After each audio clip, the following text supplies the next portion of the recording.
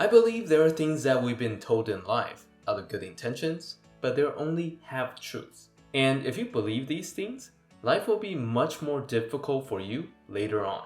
So let's get into the first one.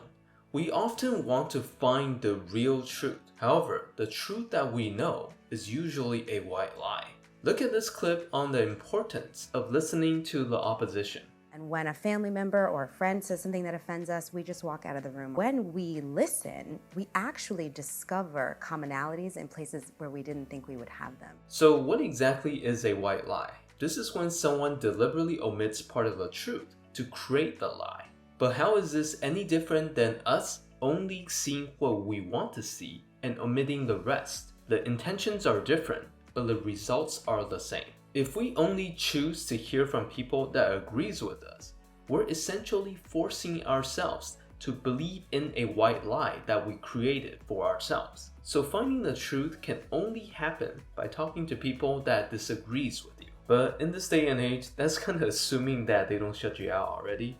There's some pretty angry people out there. If you want to become a better person that wants to build a better society, hit that subscribe button. The next half-truth is regularly celebrating your wins. Listen to how she describes the timing of the celebrations here.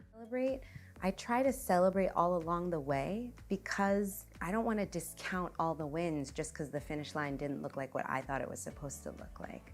Here, she is talking about how you don't want to wait to celebrate your small wins. But I want to go one step further, and that is to celebrate intelligently. You don't want to just celebrate frequently, but you also want to match the weight of a task with the weight of the reward. If you give yourself a small piece of chocolate for a huge task, you know you won't be motivated, and you have just cheated yourself. And if you did a half-hearted work, but give yourself an amazing award, you also know you have cheated yourself and ruined the system. So celebrate, but do it intelligently and in an orderly fashion, or else it will not have the effect that you intended to have. The next partial truth is you just need to find the right person to become friends with, or change yourself to become the right person. This isn't entirely true, so first listen to this clip here on the effects of empathy. Suffering, when we can witness one another's suffering and make space for it, it actually connects us to each other because none of us are exempt. If you want to have real, genuine friendships, it's not just about having common interests or becoming the right person, even though both are very important. Because I'm pretty sure that you have those friendships that are bonded over a common activity, but as soon as that's gone, the friendship also disappears. That is not a deep friendship. True ones do not fade away. It involves you sharing and empathizing over meaningful experiences. You can see that people that have gone through similar struggles or trials, they can relate so much faster with each other because they have the same way of thinking and the language of actually processing the whole thing. But do be careful of what you connect over. If it's trauma, it might actually keep you both there.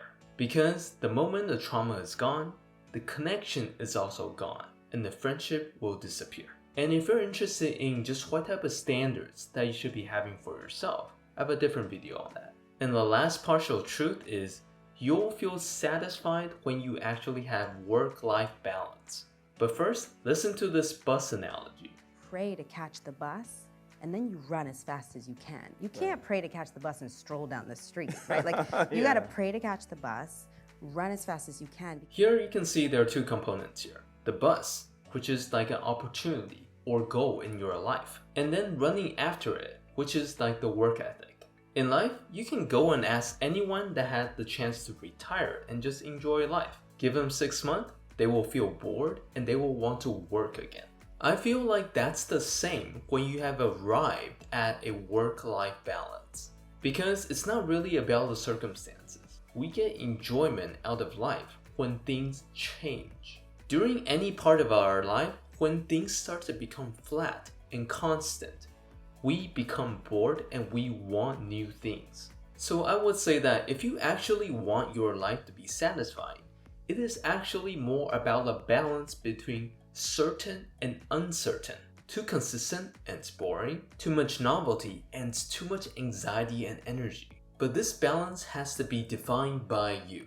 For someone, this might mean learning to garden once a week at a very slow, relaxing pace.